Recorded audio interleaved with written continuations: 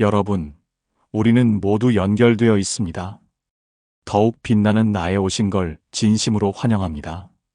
여러분, 혹시 이런 경험 있으셨나요? 카톡을 보냈는데 읽지도 않아요. 하루 이틀, 그 사람은 내 톡을 아예 안 봅니다. 그래서 생각하죠. 뭔 일 있나? 혹시 나한테 실망했나? 내가 뭐 잘못했나? 그런데 웃긴 건요. SNS는 잘만 해요. 페이스북, 밴드, 댓글엔 활발하게 살아 있습니다. 나한텐 없는 사람처럼 굴면서 세상과는 아주 잘 지내고 있어요. 또 어떤 사람은 읽고도 답장이 없죠. 몇 시간 뒤에야 이응키읔. 그마저도 없는 날도 있고요. 그럴 때마다 마음이 자꾸 이렇게 말합니다. 내가 너무 예민한가? 에이, 나이 먹고 뭘 이런 걸로 상처야? 근데요, 여러분. 답장을 안 하는 게 아니라 안 해도 된다고 생각하는 겁니다. 그 사람이 중요하게 여기는 사람에겐 그렇게 안 하거든요. 오늘 영상에서는요, 그 답장 하나에 담긴 그 사람의 진짜 속마음과 왜 그런 사람과는 엮이면 안 되는지 심리학과 실제 사례로 하나씩 보여드리겠습니다. 첫 번째, 일십. 그건 침묵이 아니라 무시입니다. 경숙 씨는 올해 64입니다. 몇 달 전 고등학교 동창회에서 오랜만에 영희 씨를 만났습니다. 예전엔 그렇게 친한 친구까지는 아니었지만 그날따라 말도 잘 통하고 밥도 같이 먹고 사진도 찍고 마치 옛 정이 되살아나는 듯 했죠. 모임이 끝날 즈음 영희 씨가 먼저 말했습니다. 우리 연락 자주 하면서 지내자. 경수가. 옛 친구가 최고야. 그 말에 괜히 마음이 따뜻해졌습니다. 그래서 며칠 후 경숙 씨는 조심스럽게 카톡을 보냈습니다. 그날 정말 반가웠어. 영희 덕분에 마음이 한결 편했네. 읽음 표시 바로 떴습니다. 그런데 아무 말이 없었습니다. 10분, 1시간, 하루 이틀. 완전한 무응답. 처음엔 바쁘겠거니 이해했습니다. 그러다 사흘 뒤 우연히 페이스북을 봤습니다. 영희 씨가 또 다른 동창들과 만난 사진을 여러 장 올려놨더랍니다. 밝게 웃고 있는 모습. 댓글엔 빠르게 반응도 잘하고 있더군요. 그걸 보는 순간 그냥 확 마음이 내려앉았습니다. 내 톡은 읽고도 무시하면서 다른 사람들하고는 저렇게 잘 지내네. 경숙 씨는 조용히 카톡을 삭제했습니다. 그리고 마음속에서 그날의 웃음도 추억도 함께 지웠습니다.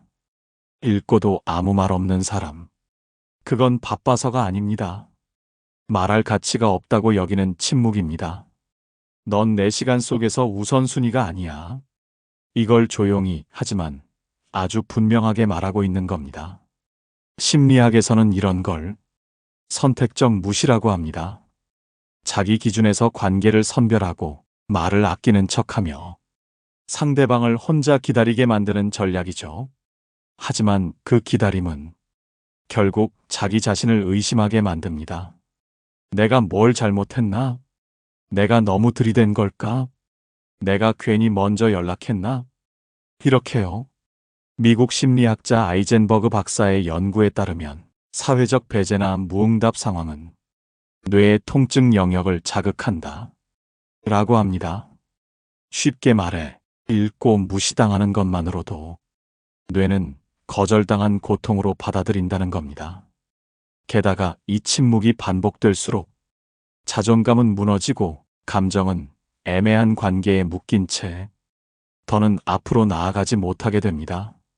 프랑스 철학자 미셸 드 몽테뉴는 이렇게 말했습니다. 침묵은 거절보다 더 깊은 상처를 남긴다. 왜냐하면 우리는 그 침묵 속에서 가장 나쁜 상상을 스스로 만들어내기 때문이다. 더는 그런 침묵 앞에서 내가 잘못했나? 내가 이상한가? 스스로를 자책하지 마세요. 내가 따뜻한 마음을 전했을 때 그걸 가볍게 넘긴 사람에게는 더 이상 마음 쓸 필요가 없습니다. 여러분은 그런 대우를 받을 사람이 아닙니다. 두 번째, 늘 늦는 답장. 당신을 시험하는 겁니다. 민정 씨는 63세입니다. 요즘 문화센터에서 취미로 수채화를 배우고 있는데 거기서 알게 된 분 중에 참 편안하게 다가오는 사람이 있었습니다. 같은 반에 앉은 은숙 씨.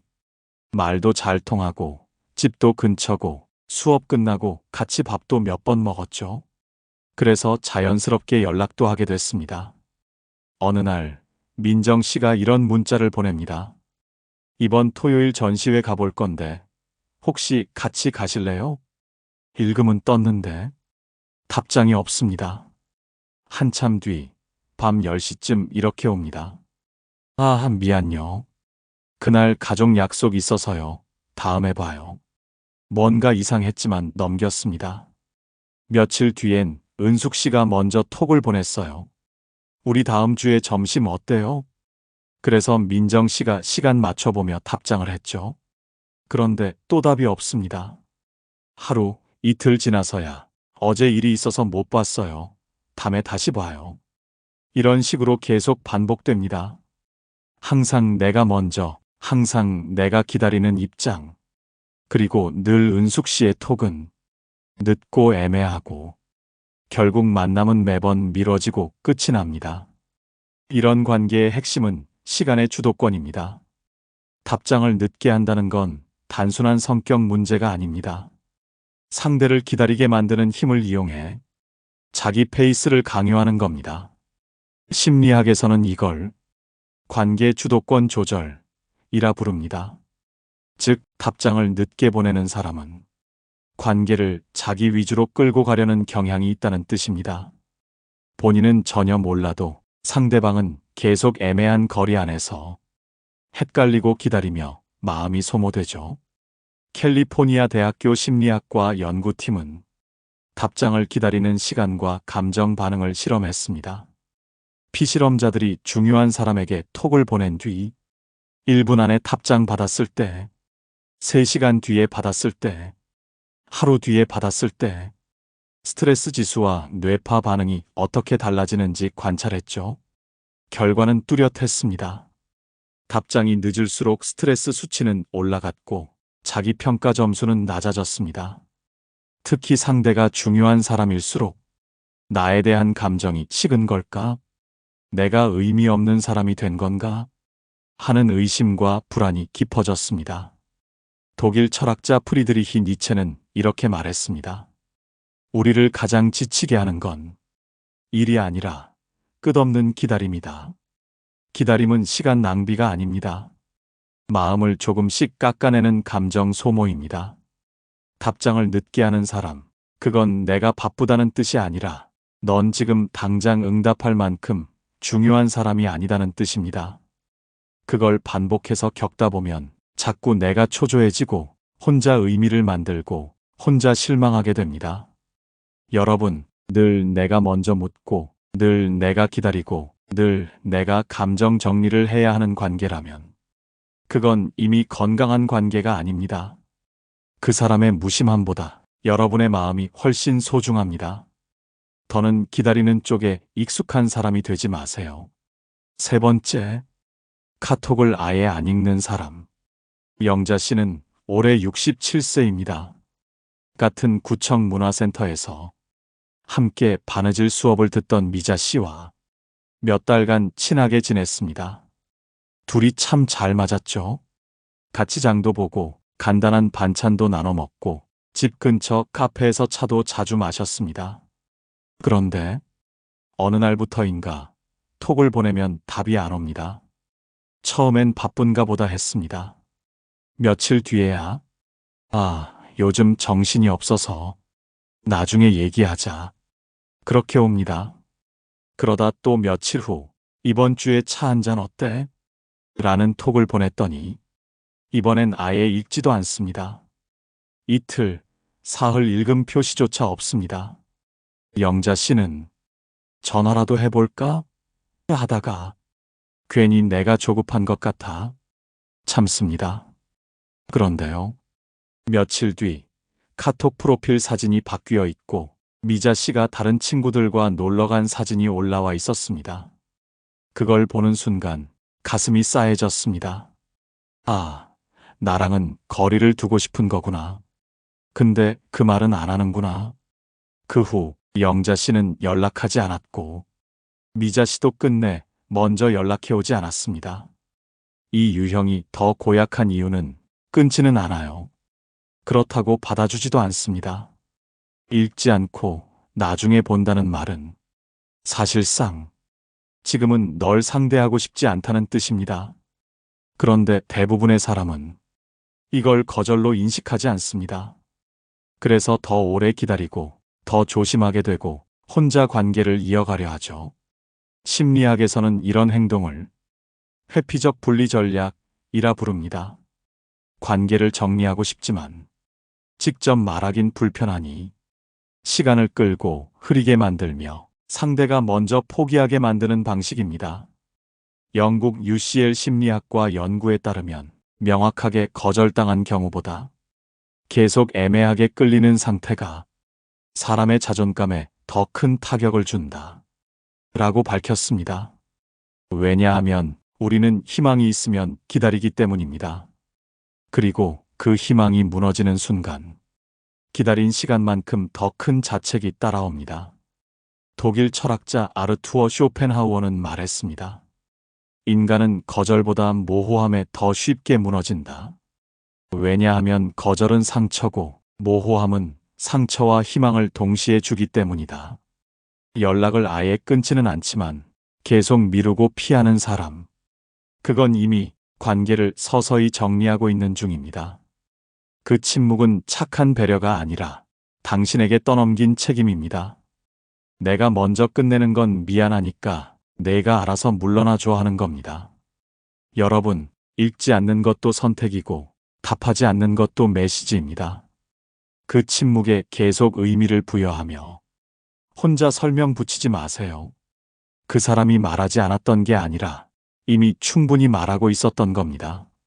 네 번째, 툭툭 던지는 답장. 관계는 계속되지만 마음은 계속 닳습니다. 정옥 씨는 65세입니다. 같은 교회에서 알게 된 선희 씨와 몇 년째 알고 지내고 있습니다. 같이 찬양대도 하고 식사도 몇 번 했고 명절 전엔 서로 반찬도 나눠 먹고 딱히 깊진 않아도 마음 가는 관계였죠. 어느 날 정옥 씨가 마음이 허전해서 카톡을 보냅니다. 오늘따라 사람이 왜 이렇게 그리운지 모르겠네. 선희 씨는 잘 지내죠? 그랬더니 30분쯤 뒤에 이응이응. 딱 두 글자. 표정도 감정도 없는 답장. 며칠 뒤에도 지난번에 말한 그 영화 보셨어요? 라고 보냈더니 이번엔 아직 끝. 어떻게 지내는지, 뭐 하고 있는지 한마디 묻는 법도 없습니다. 정옥 씨는 점점 내가 말을 거는 이유가 뭐였지? 나 혼자 벽에 대고 얘기하고 있는 건가? 싶어졌습니다. 답장은 옵니다. 그런데 매번 툭, 툭 던지는 돌멩이 같은 말들. 나를 사람으로 대하는 게 아니라 그냥 알림창 하나 처리하는 느낌. 이런 사람들의 특징은 끊을 정도로 나쁘진 않은데 계속할 만큼 따뜻하지도 않다는 겁니다. 항상 대답은 짧고 질문은 없고 관심도 없어 보이고 톡 자체가 의무처럼 느껴집니다. 이런 유형은 상대에게 감정적 공백만 남깁니다. 상대는 헷갈립니다. 이 사람 나랑 계속 지내고 싶은 걸까? 내가 너무 의미를 두는 건가? 심리학에서는 이걸 정서적 기피 행동이라 부릅니다. 표면적으로 관계는 유지하지만 감정의 교류는 철저히 차단하는 방식입니다. 이런 관계가 오래될수록 내 쪽에서만 감정을 소비하게 되고 관계의 온도는 점점 미지근한 상처가 됩니다. 미국 MIT 커뮤니케이션 연구소에서는 정서 없는 문자 메시지가 대화 상대에게 어떤 심리적 영향을 주는가를 실험했습니다. 그 결과 답장 자체는 받았지만 감정 표현 없는 반응이 반복되면 상대는 대화 자체를 거절당한 느낌으로 인식하게 된다고 밝혔습니다. 즉, 건성으로 대답하는 것만으로도 상대방은 외롭고 소외감을 느낀다는 것입니다. 레바논 시인 칼릴 지브라는 이렇게 말했습니다. 말이 짧은 게 문제가 아니라 그 말에 마음이 없다는 게 문제다. 우리는 그 짧은 말 속에서 상대가 내 마음을 외면하고 있다는 걸 느낍니다. 그래서 더 서운하고 더 공허해지는 겁니다. 툭툭 던지는 답장. 그건 말은 했다는 책임만 지겠다는 겁니다. 소통이 아니라 처리인 거죠. 그런 사람과의 대화는 계속해도 내 마음만 허전하고 혼자만 안부를 묻는 사람으로 남게 됩니다. 여러분, 답장은 온다고 다 관심이 아닙니다. 그 안에 마음이 없다면 그건 그냥 배설일 뿐입니다. 더는 건성의 말에 진심을 쏟지 마세요. 그 사람의 짧은 말보다 여러분의 깊은 마음이 훨씬 귀합니다. 5번째, 내가 먼저 하지 않으면 평생 연락 없는 사람. 그건 우정이 아닙니다. 순애 씨는 68세입니다. 아주 오래된 친구가 하나 있습니다. 이름은 정자 씨. 같이 직장 다니던 시절부터 결혼, 육아, 퇴직까지 정말 많은 시간을 함께 해왔죠. 그런데 문득 이런 생각이 들었습니다. 내가 연락 안 하면 이 사람은 나한테 연락한 적이 있었나?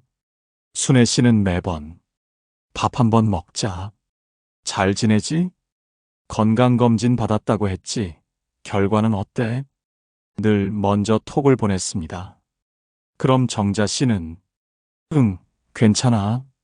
조만간 보자. 다음에 시간 될 때 연락할게. 그런 말만 남기고 또 조용해졌죠. 정작 약속을 잡는 것도 먼저 안부를 묻는 것도 항상 순애 씨였습니다. 어느 날 순애 씨는 일부러 먼저 연락을 안 해봤습니다. 이번엔 좀 지켜보자고. 정자 씨가 날 생각하면 언젠가 연락하겠지. 한 달이 지나고 2달이 지나고 연락은 없었습니다. 그 순간 알게 된 겁니다. 이 관계는 내가 손을 내밀지 않으면 아예 존재하지 않는 관계였다는 걸. 사람은요, 그냥 멀어진 관계보다 일방적으로 매달려온 관계에서 더 깊은 상처를 받습니다. 내가 안 하면 아무 일도 일어나지 않는 관계. 사실은 그 사람에겐 내가 습관처럼 주는 사람이었을 뿐이라는 뜻입니다. 심리학에서는 이걸 단방향 유지라고 합니다. 관계를 이어가기 위해 한쪽만 계속 노력하고 다른 한쪽은 그걸 당연하게 여기는 구조입니다. 이게 오래되면요, 상대는 점점 더 무심해지고 나는 점점 더 서운해집니다. 하지만 이 관계는 절대 터지지 않습니다.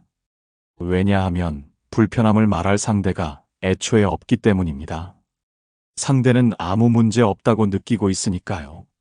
서울대학교 심리학과의 실험에 따르면 관계 유지 노력의 방향성이 한쪽으로 치우친 경우 상대방의 무관심보다 스스로에 대한 실망이 더 큰 정서 소진을 유발한다고 밝혔습니다. 즉, 상대의 무반응보다 더 고통스러운 건 내가 왜 이 관계를 혼자 끌어왔지? 하는 후회라는 거죠. 고대 그리스의 철학자 플루타르코스는 말했습니다. 우정을 이어가려면 두 사람이 노력해야 한다. 한 사람이 계속 손을 내밀면 그건 악수가 아니라 손 내민 채 멈춰 있는 외로움이다. 나라도 연락 안 하면 평생 연락 없을 사람. 그건 친구가 아니라 내가 너무 오래 지켜온 관계의 습관이었는지도 모릅니다. 그 사람은 아마 당신이 옆에 있어주는 걸 편하고 익숙하게 여겼을 뿐 그게 얼마나 귀한 마음이었는지는 미처 헤아리지 못했을 겁니다. 늘 받아왔기에 고마운 줄도 미안한 줄도 몰랐던 거죠. 그렇다고 해서 그 사람을 원망하진 마세요. 그 사람은 그저 그런 사람이었던 거고 당신은 그 안에서도 진심을 지키려 애쓴 사람이었을 뿐입니다. 여러분, 진짜 관계는 누가 먼저 연락했느냐보다 서로가 자주 떠올랐느냐에 달려 있습니다. 그리고 이제는요, 내가 떠오르는 사람, 나를 먼저 찾는 사람에게 마음을 내어주셔도 괜찮습니다. 너무 오래 손 내밀어 오셨다면 그 손, 이제는 나를 위해 감싸 안아주세요. 그렇다면 이런 질문이 생깁니다. 카톡으로 정말 따뜻한 사람을 어떻게 알아볼 수 있을까? 사실 요즘은 직접 얼굴을 자주 보지 않아도 카톡 하나로도 그 사람의 태도와 마음이 고스란히 드러납니다. 카톡이 생기고 나서 카톡 매너라는 말까지 생긴 데는 다 이유가 있습니다. 말보다 더 빠르고 더 날카롭게 그 사람의 본심을 보여주는 게 바로 메시지를 주고받는 방식이니까요. 첫 번째, 늦게 답장해도 반드시 미안해요 한마디가 있는 사람. 정말 따뜻한 사람은 답장을 늦게 하더라도 그 시간을 그냥 흘려보내지 않습니다. 답이 늦었죠? 미안해요. 지금에서야 봤어요. 기다리게 했네요. 이 짧은 한 줄, 바로 이게 그 사람의 인격과 관계 태도를 보여줍니다. 우리가 서운했던 건 답장이 늦은 시간이 아니라 그 늦음에 아무 말도 없던 무심함이었습니다. 은정 씨는 61세, 예전에 일하던 동료와 오랜만에 연락이 닿았습니다. 카톡을 보냈는데 이틀 뒤에야 답장이 왔죠. 하지만 그 톡의 첫 문장은 이랬습니다. 은정 씨, 답이 너무 늦었죠? 그새 바빴네요. 정말 미안해요. 그 한마디에 서운함이 스르르 풀렸습니다. 내 마음을 생각해주는 사람이구나. 이 사람은 아직 나를 소중하게 생각하는구나. 그걸 느끼게 한 건 긴 말도 선물도 아니었습니다. 딱 그 한 줄. 미안해요. 하버드 대학교 사회심리학 연구팀은 관계 만족도는 응답의 속도보다 응답의 진정성에서 비롯된다. 라고 말했습니다. 답장이 늦을 수는 있습니다. 살다 보면 누구나 바쁠 수 있죠. 하지만 그 늦음을 상대의 입장에서 바라보며 기다리게 해서 미안하다는 한마디를 건넬 수 있는 사람. 바로 그 사람이 관계에 책임을 지려는 사람이고 상대를 존중할 줄 아는 사람입니다. 독일 철학자 괴테는 이런 말을 남겼습니다. 진심이 담긴 사과 한마디는 10마디 말보다 더 깊은 신뢰를 만든다. 늦게 답하는 사람은 많습니다. 하지만 그 늦음까지 마음으로 감싸주는 사람은 정말 귀합니다. 두 번째, 내 말에 반응해주는 사람은 마음도 함께 움직입니다. 카톡으로 나눈 대화 속에 그 사람이 얼마나 나를 진심으로 바라보는지가 드러납니다. 정말 따뜻한 사람은요, 내가 보낸 말에 제대로 반응해줍니다. 내용을 건너뛰지 않고 그 안에서 공감하거나 웃고 되묻고 감정을 나누려 합니다. 예를 들어, 지난주에 병원 다녀왔어요 라는 말에 병원? 어디 안 좋으셨어요? 괜찮으세요? 이렇게 말해주는 사람이 있는가 하면 아, 네. 이렇게 지나가는 사람도 있죠. 바로 여기서 대화인지 벽인지가 갈립니다. 선미 씨는 62세입니다. 최근에 무릎이 안 좋아 병원에 다녀왔는데 문득 생각난 친구가 있어 톡을 보냈습니다. 오늘 무릎 주사 맞고 왔어. 괜히 나이 들었단 생각 드네. 그러자 친구는 바로 답장했습니다. 헉, 주사까지 많이 아팠겠다. 그래도 잘했어. 좀 나아졌어? 나는 지난달엔 허리 통증 때문에 고생했잖아. 몸 얘기 나오면 공감 100이야. 그 대화 하나로 선미 씨는 울컥했습니다. 단순한 병원 얘기가 아니라 나를 제대로 듣고 있는 사람이 있다는 느낌. 그것만으로도 외로움이 절반으로 줄어든 느낌이었다고 했습니다. 심리학자 칼 로저스는 말했습니다. 진짜 공감은 상대의 이야기에 반응하는 것이다. 그 반응은 상대에게 나는 지금 이 관계 안에 있어요 라고 말해주는 신호다. 즉, 내 말에 반응해주는 사람은 단순히 답장을 하는 게 아니라 마음을 함께 움직이고 있는 사람이라는 뜻입니다. 프랑스 철학자 시몬 드 보부아르는 말했습니다. 듣는다는 것은 존재를 확인해주는 일이다. 무심한 대답은 존재를 흐리게 만든다. 따뜻한 사람은요, 내 말 속에서 나를 보고 그 말에 반응하며 마음을 함께 움직입니다. 그 사람과 나눈 대화는 한 줄이라도 생생하고 살아있습니다. 그리고 그런 대화는 내가 혼자가 아니구나라는 안도감을 선물해 줍니다. 세 번째, 대화를 이어가려는 사람. 그 마음은 머무르고 싶다는 뜻입니다. 따뜻한 사람은요, 대화를 종료하는 게 아니라 연결하려 합니다. 네 하고 툭 끊지 않고, 그건 어땠어요? 요즘은 좀 괜찮으세요? 이렇게 한마디만 덧붙여도 그건 마음이 여기에 머무르고 있다는 표현입니다. 이건 글을 잘 쓰고 못 쓰고의 문제가 아닙니다. 관계를 이어가고 싶은 마음이 있느냐 없느냐, 그 마음이 있는 사람은 반드시 말로 흔적을 남깁니다.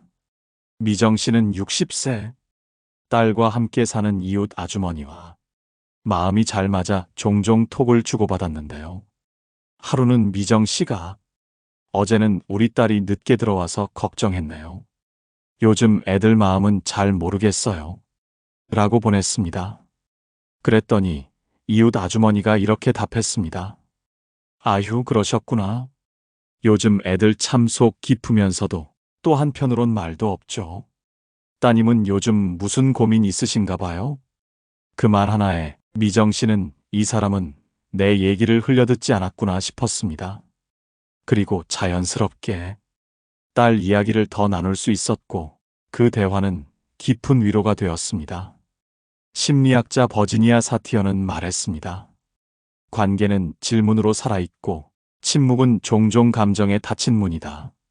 말을 이어가려는 노력은 상대의 감정을 존중하고 있다는 증거이며 난 지금 너와 연결되고 싶다는 표현입니다. 프랑스 철학자 알랭 드 보통은 이렇게 말했습니다. 함께 있고 싶은 사람은 언제나 대화를 끝내는 사람이 아니라 이어가는 사람이다. 여러분, 따뜻한 사람은 말을 많이 하지 않습니다. 그저 한마디를 다르게 합니다. 그 한마디로 우리는 느낍니다. 이 사람은 지금 나와 이 대화를 계속 이어가고 싶어 하는구나. 그리고 그런 대화 속에서 우리는 위로받고 살아있음을 느끼게 됩니다. 네 번째, 대화의 끝에서 인사를 남기는 사람. 그 마음은 여운으로 남습니다. 톡을 주고받다가 대화가 슬슬 끝나갈 때 아무 말 없이 사라지는 사람이 있습니다. 읽고도 조용히 닫는 사람, 답장이 뚝 끊기는 사람. 그런데요, 정말 따뜻한 사람은 그 마지막 순간에도 당신과의 대화가 소중했다는 흔적을 남깁니다. 그럼 맛있는 점심 드세요. 오늘도 좋은 하루 되세요. 다음에 또 이야기 나눠요. 이 짧은 말 한 줄이 톡창 너머의 공기를 다르게 만듭니다. 진숙 씨는 64세입니다. 동네 문화센터에서 새로 알게 된 지숙 씨와 가끔 톡을 주고받게 되었는데요. 하루는 이렇게 톡을 주고받았습니다. 진숙 씨, 어제 말씀하신 떡볶이집 저도 가봤어요. 진짜 맛있더라고요. 지숙 씨, 그쵸? 저도 어제 또 갔다 왔어요. 히읗히읗. 이제 단골 될 것 같아요. 여기서 끝날 수도 있었죠. 그런데 지숙 씨가 마지막에 이렇게 말했습니다. 오늘도 웃을 일 많은 하루 되시길 바라요. 톡 나눠서 기분 좋았어요. 그 한 줄에 진숙 씨는 마음이 따뜻해졌습니다. 그 말이 그 사람이 남긴 온기처럼 느껴졌다고 말했습니다. 심리학자 애덤 그랜트는 그의 연구에서 이렇게 말했습니다. 사람은 대화의 첫인상보다 마지막 말투에 더 깊은 감정을 남긴다. 즉, 마무리를 예의 있게 하는 사람은 상대의 기억에 좋은 사람으로 남는다는 것입니다. 그건 거칠애가 아니라 관계를 중요하게 여기는 태도이며 작은 예의가 만들어내는 진짜 따뜻함입니다. 로마 철학자 마르쿠스 아우렐리우스는 이렇게 말했습니다. 마지막 말 한마디가 그 사람의 인품을 가장 분명히 드러낸다. 톡을 어떻게 시작하느냐도 중요하지만 어떻게 끝내느냐에는 그 사람의 배려가 담깁니다. 따뜻한 사람은 대화의 마지막에 예의가 아니라 진심을 남깁니다. 그 한 줄이 있느냐 없느냐, 그것이 바로 이 관계가 위로인지 아니면 그냥 지나가는 말인지 구별되는 순간입니다. 오늘은 카톡 답장이 늦는 사람들의 심리, 그리고 그 짧은 메시지 속에 숨어 있는 진짜 따뜻한 사람의 마음을 알아보는 방법에 대해 나눠봤습니다. 우리는 살아가면서 누군가에게 너무 오래 애쓰고 기다리고 말없이 마음을 건넸던 기억을 하나쯤은 품고 있습니다. 어쩌면 오늘 이야기 속 누군가가 자꾸 떠오르고 자꾸 마음에 걸리셨다면 그건 여러분이 그 관계를 지켜내기 위해 끝까지 버텨온 사람이었기 때문일 겁니다. 언제나 내가 먼저였던 관계, 기다리는 게 익숙했던 하루들, 그 안에서 무너졌던 마음을 이제는 조금 내려놓아도 괜찮습니다. 오늘 이 시간을 통해 조금은 나를 돌아보고 조금은 사람을 다르게 바라보게 되셨다면 그것만으로 이미 당신은 내 마음을 지키는 쪽으로 한 걸음 나아가신 겁니다. 그리고 마지막으로 나를 기다리게 하는 사람보다 내 마음을 먼저 찾아주는 사람과 함께 하세요. 오늘 하루도 여러분의 마음이 외롭지 않고 따뜻함으로 가득하길 진심으로 바랍니다. 오늘 영상을 보며 여러분은 어떤 생각이 드셨나요? 여러분의 경험과 생각을 댓글로 나눠주세요. 여러분의 이야기가 누군가에게 큰 위로와 깨달음이 될 것입니다. 오늘도 끝까지 시청해주신 여러분께 깊은 감사를 드립니다. 오늘 영상이 도움이 되셨다면 소중한 분들께 공유해 주시고 구독과 좋아요를 눌러 더 많은 공감을 나눠보세요. 오늘도 소중한 관계에 한 걸음 더 가까워진 하루였길 바랍니다. 이상으로 더욱 빛나는 나였습니다.